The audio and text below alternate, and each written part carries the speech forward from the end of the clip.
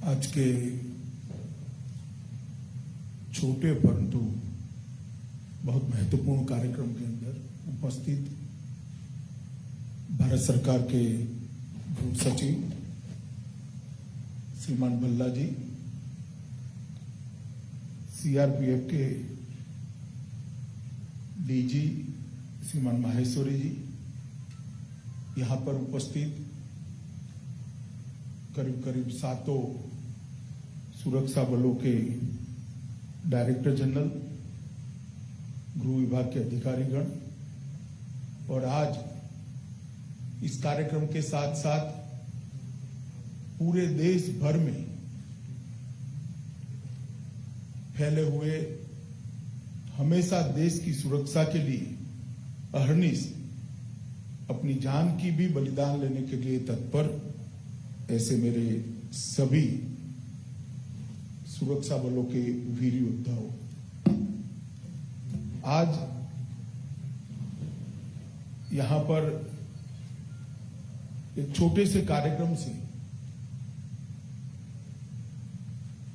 सुरक्षा बलों के वृक्षारोपण अभियान जो शुरू हो चुका है, इसको गति देने का एक कार्यक्रम है। ये कार्यक्रम जब पहले सोचा गया फरवरी माह में, और मैंने बात रखी कि भाई जरा सभी सुरक्षा बलों से लक्ष्यांक मंगाया जाए कि कितने कितने वृक्ष वो लगा सकते हैं, इसको संभाल सकते हैं और पौधे को वृक्ष में परिवर्तित कर सकते हैं। तब बहुत कम लक्ष्यांक आया था, मगर मुझे मेरे सुरक्षा बलों के सभी जवानों की क्षमता पर पूरा भरोसा है। इसलिए हमने फिर से मंगाया, तीसरी बार मंगाया, 2 बार रिव्यू मीटिंग की और तय करा कि भाई अब आप 1,25,00,000 से ज्यादा वृक्ष का लक्ष्यांक लेकर ही आइएगा, तभी ये मीटिंग समाप्त होगी। और मुझे आज आनंद है कि स्थान चिन्हित कर वृक्ष की जातों को तय कर और कौन सी वाहिनी कितने वृक्ष लगाएगी, इसकी संख्या के साथ 1,37,00,000 1,37,00,000 वृक्ष आज हमारे जवान लगाने का अभियान चला रहे हैं। मैं सभी जवानों को और उनके मुखियाओं को हृदय से साधुवाद और बधाई देना चाहता हूं कि आपने एक नई मिसाल और एक नया विक्रम स्थापित करने की दिशा में हम आगे बढ़े हैं। ये कार्यक्रम जिस समय हो रहा है, वो समय न केवल भारत अपितु पूरी दुनिया के लिए शायद कभी न आया हो। इतने बड़ी संकट और इतनी बड़ी महामारी के खिलाफ युद्ध का समय है। मानव जात के इतिहास में बहुत पुराना तो कोई डॉक्यूमेंटेशन उपलब्ध नहीं है, परंतु जो 200-250 साल का डॉक्यूमेंटेशन है, इसमें फैलने की क्षमता शायद किसी महामारी की इतनी ज्यादा नहीं रही जितनी ये कोरोना महामारी की रही है। और इसके खिलाफ जंग, ये मानव जीवन के अस्तित्व के लिए जंग है और पूरी दुनिया इस जंग को लड़ रही है। भारत भी देश के लोकप्रिय प्रधानमंत्री मोदी जी के नेतृत्व में ये जंग को बहुत अच्छे तरीके से लड़ रहा है। हमारे देश के अंदर जिस प्रकार की स्वास्थ्य सेवाओं का इंफ्रास्ट्रक्चर है, जिस प्रकार की सबसे घनी आबादी वाले देशों में से एक हम हैं, और जिस प्रकार से मास एजुकेशन की सिस्टम भी नीचे तक अन्य देशों की तुलना में हमारी ठीक ठाक नहीं मानी जाती थी। एक जमाने में सबको लगता था कि कोरोना के खिलाफ लड़ाई भारत जैसा देश कैसे लड़ेगा। 130 करोड़ की आबादी, फेडरल स्ट्रक्चर, कोई एक चेन ऑफ कमांड की व्यवस्था के अभाव में ये लड़ाई कैसे लड़ेंगे। सबके मन में आशंकाएं थी। ये जंग में कहीं बहुत बड़ा नुकसान तो नहीं होगा, मगर आज पूरी दुनिया देख रही है कि कोरोना के खिलाफ समग्र विश्व में सफल से सफल जंग अगर कहीं लड़ी गई है तो अपने भारत के अंदर लड़ी गई है, प्रधानमंत्री जी के नेतृत्व में। दुनिया भर में ये जंग सिर्फ सरकारें लड़ी और हमारे यहां ये जंग सरकार के साथ साथ 130 करोड़ की आबादी, सभी राज्य सरकारें और एक एक व्यक्ति लड़ा। एक जन, एक मन, एक राष्ट्र की सूत्र को चरितार्थ करते हुए इस जंग में आज हम अच्छे मकाम पर खड़े हैं, डटकर लड़ रहे हैं। कहीं डर का माहौल नहीं है, इसके खिलाफ लड़ने का जज्बा है, इसको पराजित करने का एक उत्साह है। और मैं आज देश के गृह मंत्री के नाते बड़े गर्व के साथ कहना चाहता हूं कि भारत ये जो जंग लड़ रहा है इसमें हमारे सभी सुरक्षा बलों का भी बहुत बड़ा योगदान है, बहुत बड़ा योगदान है। इसको कोई नकार नहीं सकता। चाहे एयरपोर्ट हो, चाहे रेलवे स्टेशन हो, चाहे भीड़ भाड़ वाले इलाकों के अंदर हमारी सहायता मांगी गई हो राज्य सरकार द्वारा, चाहे लॉकडाउन का पूरा पालन कराने के लिए स्थानीय पुलिस ने हमें बुलाया हो, कहीं पर भी किसी भी आयु का, किसी भी वर्ग का, किसी भी सुरक्षा दल का हमारा जवान पीछे नहीं है। और आज मैं वो सभी कोरोना वॉरियर्स को इस मंच से सलाम करना चाहता हूं, उनकी हौसला अफजाई भी करना चाहता हूं कि आपने एक नया उदाहरण देश और दुनिया के सामने रखा है कि आप सिर्फ सुरक्षा की चिंता नहीं करते, आतंकवाद के खिलाफ सिर्फ लड़ना नहीं जानते, आप लोगों से कंधा मिलाकर कोरोना के खिलाफ भी लड़ाई इतनी मुस्तैदी के साथ लड़ रहे हैं। हमारे कई जवान, लगभग कई जवानों ने अपनी जान गंवाई। 31 से ज्यादा जवान कोरोना के कारण अकाल ही चले गए हम सबके बीच में से। सीआरपीएफ के भी 10 जवान इसमें अपनी जान का बलिदान दिए। मैंने लगभग सभी के परिवारजनों से बात करी है। मैं आज फिर से इस सार्वजनिक मंच से कहना चाहता हूं कि आपका ये बलिदान कभी भी व्यर्थ नहीं जाएगा। मानवता का इतिहास, कोरोना के खिलाफ जंग का इतिहास जब लिखा जाएगा, भारत के सुरक्षा बलों के बलिदान को सुवर्ण अक्षर से अंकित करना पड़ेगा। सीआरपीएफ और हमारे बाकी सारे संगठनों के शौर्य के बारे में पूरे देश जानता है, पूरी दुनिया जानती है। और इसी को एक्नॉलेज करने के लिए देश के प्रधानमंत्री जी ने एक बहुत बड़ा स्मारक दिल्ली की हृदय स्थली के अंदर बनाया है। आसमान को छूने वाला है वो स्मारक। भारत के वो 35,000 जवान, चाहे वो पुलिस बल के हो, चाहे सुरक्षा बलों के हो, सरहद पर शहीद हुए हो या देश की आंतरिक सुरक्षा को बनाए रखने के लिए शहीद हुए हो, उनके लिए बनाया गया स्मारक हमेशा जनता को उनके बलिदान की याद दिलाता है और उसको लोगों के बीच में पहुंचाने के लिए भी गृह विभाग ने एक विशेष योजना बनाई है। मित्रों, आज वृक्षारोपण के मौके पर हम सब यहां उपस्थित हैं। हमारे पुरखों ने, ऋषि मुनियों ने कहा था कि प्रकृति का दोहन करना चाहिए, प्रकृति का शोषण नहीं करना चाहिए। जिस प्रकार से बछड़ा गाय के पास जाकर अपना दूध लेता है, जिस प्रकार से गौपालक दूध निकालता है, तो गाय की कभी हानि नहीं होती। इसी प्रकार से प्रकृति हमारी मां है, उसका हम शोषण नहीं कर सकते, दोहन कर सकते हैं। प्रकृति हमेशा हमें आशीर्वाद देती है, परंतु ये संतुलन को वेद काल में जो हमारे ऋषियों ने, मुनियों ने बनाया था,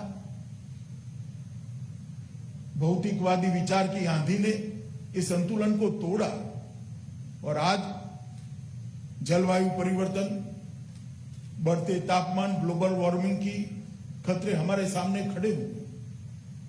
बहुत सारे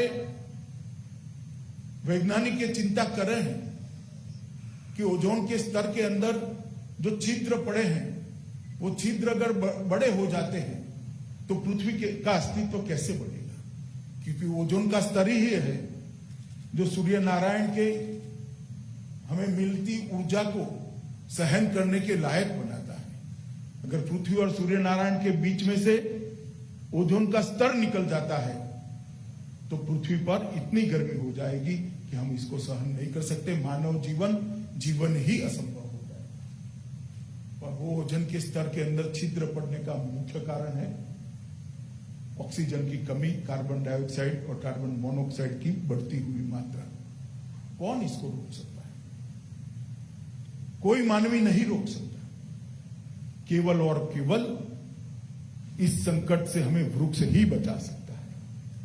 इसीलिए हमारे पुरखों ने वेदों में, उपनिषदों में, गीता में, महाभारत में, रामायण में, पुराणों में वृक्षों के महत्व को समझाया। साही जी बैठे हैं, एक बहुत सुंदर श्लोक मत्स्य पुराण का वो लेकर प्रेजेंटेशन में आए थे। मैं इसका हिंदी अर्थ आपके सामने रखता हूं। एक जलकुंड 10 कुएं के समान है, एक तालाब 10 जलकुंड के बरोबर है और एक अच्छा पुत्र 10 तालाब के बरोबर है, परंतु एक वृक्ष 10 पुत्रों से भी ज्यादा महत्व रखता है और 10 पुत्रों से भी ज्यादा पृथ्वी की सेवा करता है। और इस बार हमने आयोजन पूर्वक इस कार्यक्रम को हाथ में लिया है। वृक्षों को सिर्फ लगाना नहीं,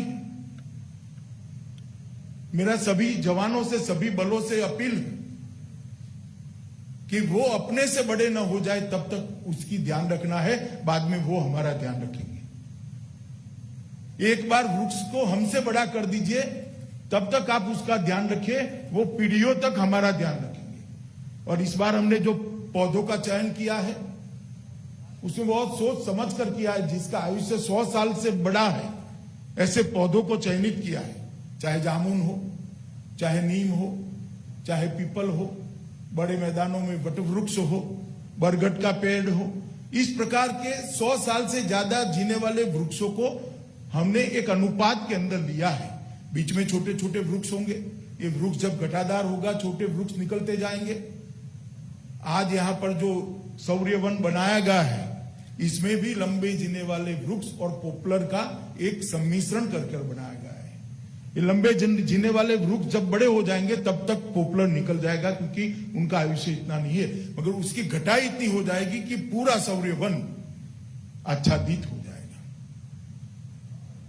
और मैं सभी सुरक्षा बलों के जवानों को एक और भी बात कहना चाहता हूं कि हम सबका काम ऐसा है कि कहीं न कहीं हमारे मानव स्वभाव को वो हर्ट करता है।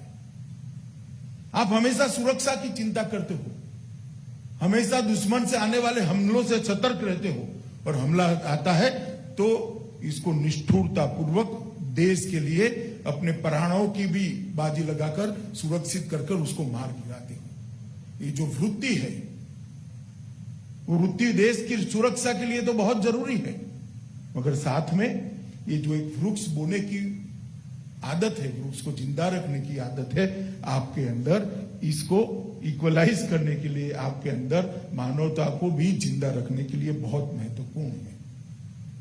सभी सुरक्षा बलों के जवानों से मेरा एक अपील है कि एक एक वृक्ष को आप गोदी में ले लीजिए और एक एक गांव के एक एक सेवा कार्य को आप गोदी में ले लीजिए। वो आपके जीवन को पल्लवित कर देगा, सुगंधित कर देगा। और इसीलिए हमारे पुरखों ने वृक्षों के महत्व को समझाया है कि वृक्ष ही है जिसके नीचे हमारी संस्कृति बढ़ी, वेद उपनिषद लिखे गए, विज्ञान की शोध हुई, यज्ञों का आविष्कार हुआ, गणित निकला।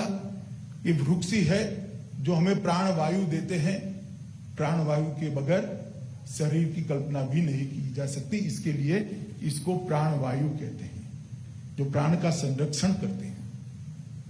और ये प्राणवायु तभी बैलेंस हो सकती है जब वृक्षों की संख्या हम बढ़ाएं।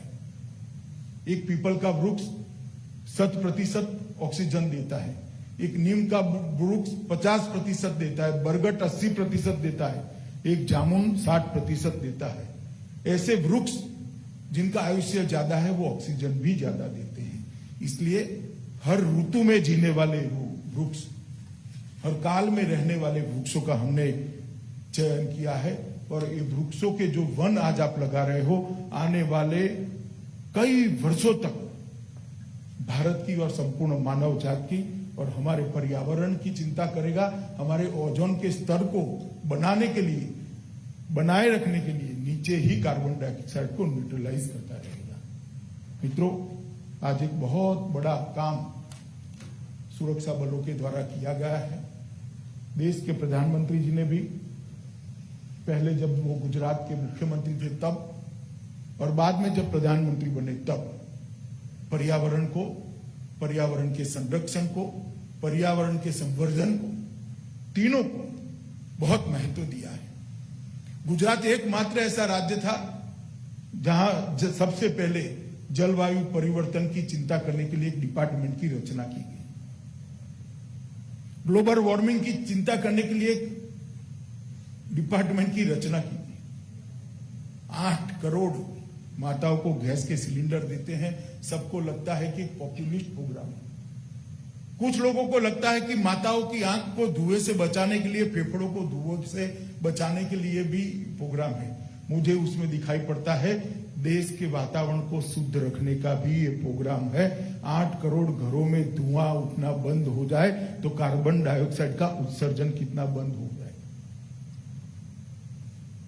जब हम देखते हैं कि देश के प्रधानमंत्री स्वच्छ ईंधन की बात करते हैं, पेट्रोल की जगह इथेनॉल के इस्तेमाल को बढ़ावा देना चाहते हैं, और आज 2014 से 2020 के बीच में इथेनॉल का उत्पादन और कंजम्पशन पेट्रोल की जगह लेने का लगभग 20 गुना बढ़ा है और 10 गुना बढ़ाने का लक्ष्यांक रखा है। आज भारत पूरे विश्व के अंदर सौर ऊर्जा का केंद्र बना है। यही गुरुग्राम पूरे देश के सौर ऊर्जा का केंद्र बना है, और शायद कुछ दिन के अंदर हम इस स्थिति में पहुंच जाएंगे कि सबसे ज्यादा देश की ऊर्जा की खपत और सबसे ज्यादा देश में ऊर्जा का उत्पादन हम सौर ऊर्जा के माध्यम से करेंगे। जब प्रधानमंत्री जी पेरिस गए, वहां उन्होंने क्लाइमेट जस्टिस की बात की और विकास की दौड़ में अंधाधुंध प्रकृति का दोहन करने वाले देशों को चेताया कि जब प्लेनेट ही नहीं रहेगा क्या करोगे। और मुझे कहते हुए आनंद है, पूरी दुनिया ने पेरिस समझौते में मोदी फॉर्मूला को स्वीकारा। ये हमारे देश के लिए बहुत बड़ा गर्व का विषय है। और अंतर्राष्ट्रीय सौर संगठन भी आज भारत में स्थापित हुआ है। ये वृक्षारोपण का जो कार्यक्रम है, 1,37,00,000 पौधे लगाने हैं, उसको वृक्ष में परिवर्तित करना है। वो कार्यक्रम बहुत लंबा कार्यक्रम है। हर बार की जगह वृक्ष लगाकर, पौधा लगाकर हमारे काम को हम समाप्त न समझें। गृह विभाग का एक कल्चर होना चाहिए कि जिस काम को हम शुरू करते हैं उसको अंत तक ले जाकर सफलता प्राप्त कर ही गृह विभाग दम लेता है। तो ये सारे 1,37,00,000 पौधे अपनी ऊंचाई से ऊंचे हो जाए तब तक हमारा ये कार्यक्रम समाप्त नहीं होने वाला है। मैं मानता हूं मित्रों, ढेर सारे कार्यक्रम देश के अंदर चालू हुए हैं। नमामि गंगे का कार्यक्रम हो, सौर ऊर्जा का कार्यक्रम हो, स्वच्छ ईंधन का कार्यक्रम हो, घरों में गैस देने का कार्यक्रम हो, जो पर्यावरण की सुरक्षा के लिए बनाए गए हैं। मगर कोई कार्यक्रम, सभी कार्यक्रम पर्यावरण में प्रदूषण को कम करने वाले नहीं है। हमारा प्रदूषण का कंट्रीब्यूशन कम करने वाले हैं। फैले हुए प्रदूषण को कोई कार्यक्रम कम नहीं कर सकता। सोलर ऊर्जा फैले हुए प्रदूषण को कम नहीं कर सकती। गैस का सिलेंडर फैले हुए प्रदूषण को कम नहीं कर सकता। इथेनॉल भी प्रदूषण बढ़ने से रोक सकता है, बढ़े हुए प्रदूषण को कम नहीं कर सकता। अकेला वृक्ष ऐसा है जो बढ़े हुए प्रदूषण को रोक सकता है, कम कर सकता है और पृथ्वी को बचा सकता है। अतः हम सब ने इस कार्यक्रम में अपना अपना योगदान देना चाहिए और वृक्ष को अपना बच्चा मानकर इतनी ही ममता से जितना अपना बेटे और बेटी पर ममता होती है, अपने बोए हुए वृक्ष पौधे पर इतनी ममता हमारे मन में ईश्वर खड़ी करे और उसको अपनी ऊंचाई से बड़ा कर दे। ये मैं आप सब से अपील करना चाहता हूं।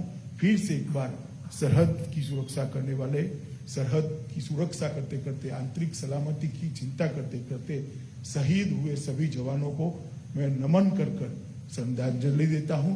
और कोरोना वॉरियर जो हमारे हैं, सुरक्षा बलों के हैं और भी कोरोना के साथ लड़ते हुए जिन लोगों ने अपनी जान गंवाई है, वो सभी को श्रद्धांजलि देकर मेरी बात को समाप्त करता हूं। वंदे मातरम।